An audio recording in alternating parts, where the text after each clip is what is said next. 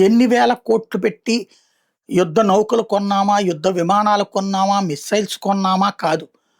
ఎన్ని వేల కోట్ల విలువైన దాన్నైనా ఎంత తక్కువ ఖర్చుతో ధ్వంసం చేయగలం అనేదే ఇప్పుడు యుద్ధ తంత్రం. సరికొత్త యుద్ధ తంత్రం. రష్యా ఉక్రెయిన్ యుద్ధంలో గానీ, లేకపోతే మొన్న ఆర్మేనియా అజర్బైజాన్ యుద్ధంలో కావచ్చు, పాకిస్తాను ఆఫ్ఘనిస్తాన్ యుద్ధంలో కావచ్చు, ఇప్పుడు ఇరాను ఇజ్రాయిలు యుద్ధంలో కావచ్చు, డ్రోన్ల పాత్రే అధికంగా ఉంది.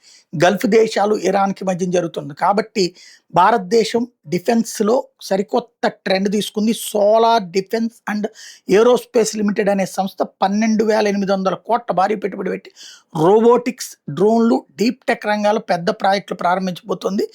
మహారాష్ట్ర నాగ్పూర్ దగ్గర భారీ తయారీ కేంద్రం ఏర్పాటు చేయబోతుంది. ప్రభుత్వం అమలు చేస్తున్నట్టు మెగా ప్రాజెక్ట్ ట్రస్ట్ పాలసీ కింద చేస్తున్నారు. శరవేగంగా పూర్తి చేసి ఇప్పుడు డ్రోన్లకి విపరీతమైనటువంటి డిమాండ్ ఉంది. అవి భారత ప్రభుత్వం వీళ్ళ నుంచి చేయిస్తుంది అన్నమాట.